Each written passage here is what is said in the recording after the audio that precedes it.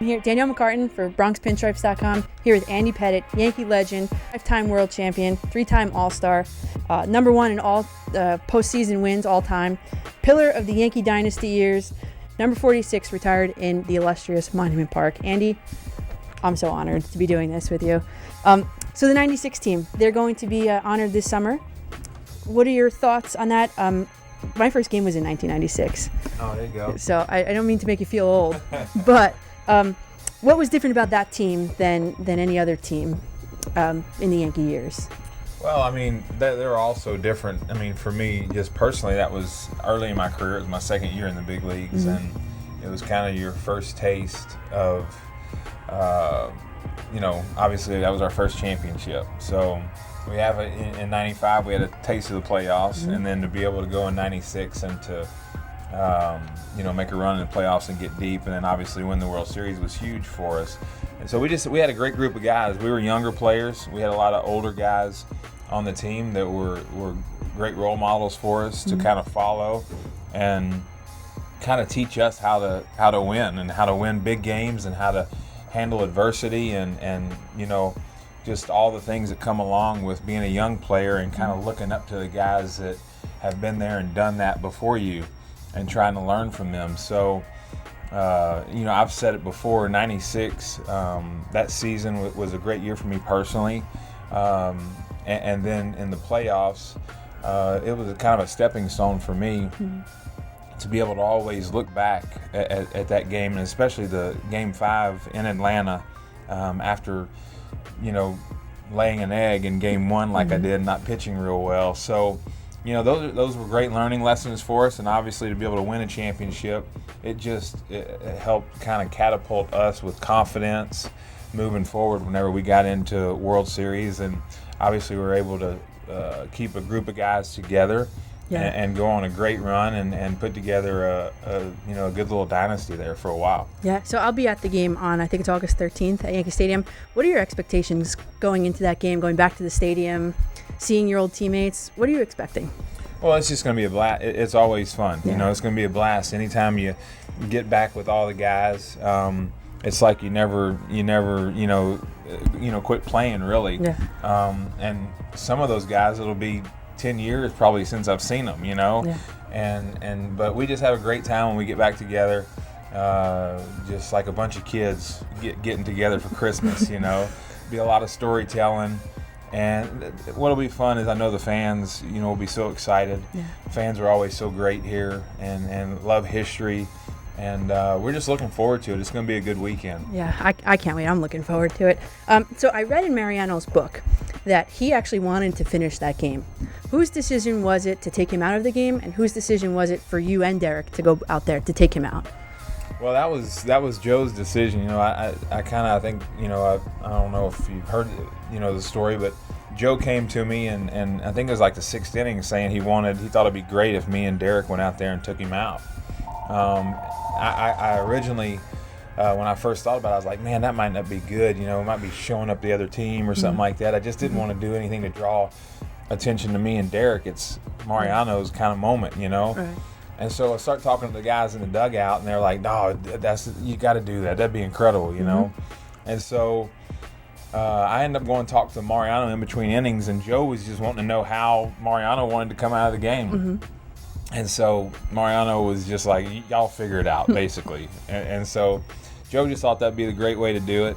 Next thing I know, we're walking out there, and I don't know if Mo wanted to come out or not, but I'm glad he came out, and I'm glad we went out there because it ended up it'll be one of the most special moments in my career when I look back and think about that. Yeah. It was pretty cool to see Mo's reaction and be able to sit out there, give him a big old hug out there and him bawling on my shoulder and stuff like that. So that'll be a great memory for me and my family for a long, long time. Yeah, and I was actually rewatching that yesterday, that embrace and everything. What was the conversation among the three of you out on the mound?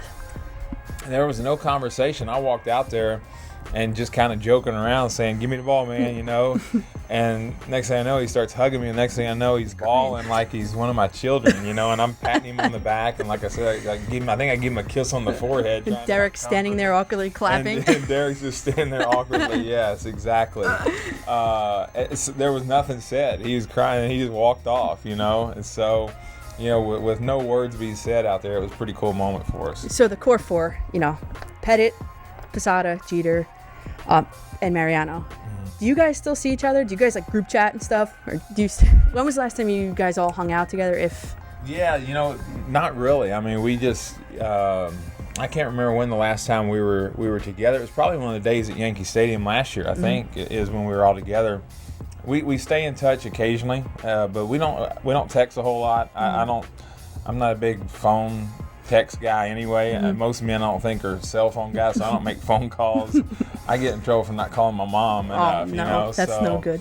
So anyhow, and that's what's always interesting when we get together. It's just like, we just kind of pick up right where we left off. So we don't have a group message going or anything like that. Them three might have it, but I'm not in on it. So you'd have to ask them. But we stay in touch. It's definitely not once a week or anything like that. But I definitely talk to them and just always try to see how things are going and stuff like that. I have to ask, any plans to attend a certain wedding anytime soon? Yeah, no, I haven't. I got nothing on. Because I'm sure you'd be on the VIP list I don't to that. know. We'll see. I hope. So we'll have to see about that, but nothing yet. Okay, so your number's retired in Monument Park. When you go into Monument Park, you see your 46 next to Ruth's 3, Berra's 8, Mantle's 7. What kind of emotions does that evoke for you and for your family? Well, it's again, it's just you really, it's one of those deals where you can't put it into words. It's a great honor.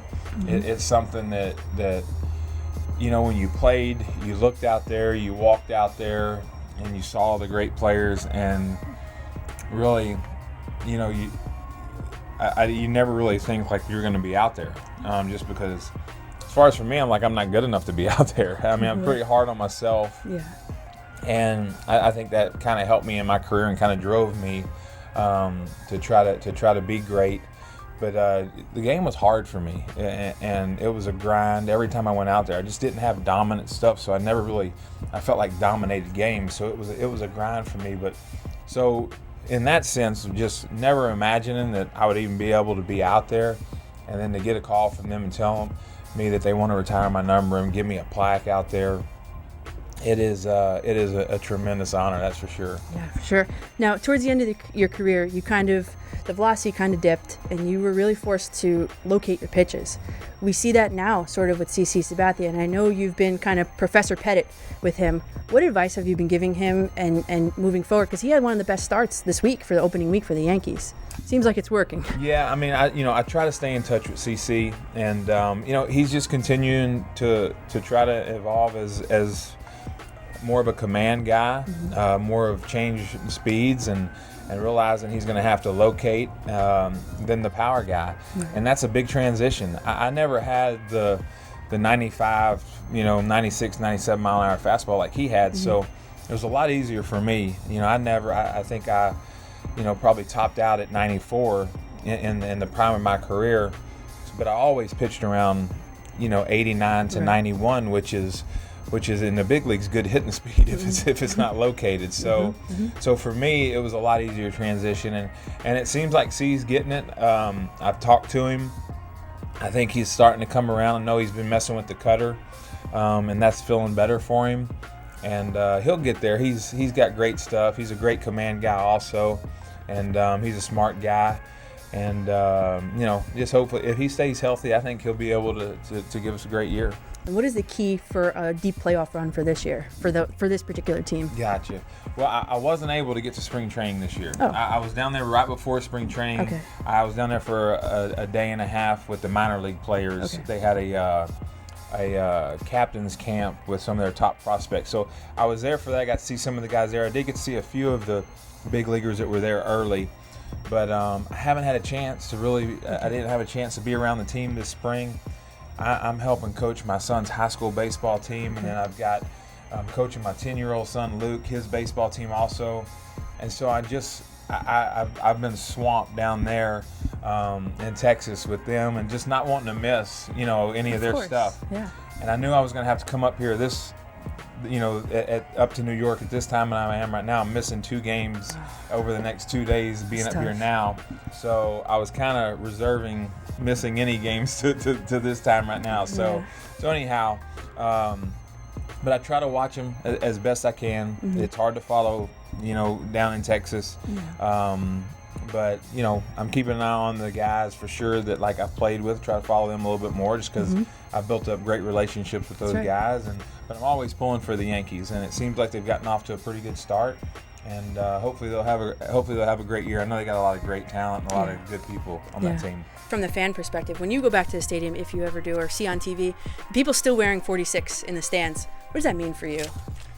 Well, if they are, that's awesome. I love that. Well, I mean, it just, you know that you've got some people there that love to watch you and loved what I did there in my career. Thankful for that, because I tried to play the game the right way. I tried to do everything that I could the right way.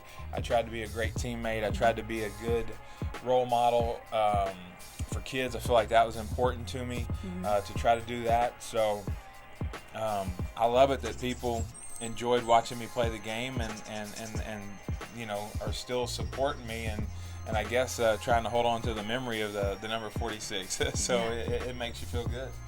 Great. So that's it. I'm Danielle McCartan for Bronx Pinstripes. Andy Pettitte, the legend. Thank you very much. All righty. Appreciate it.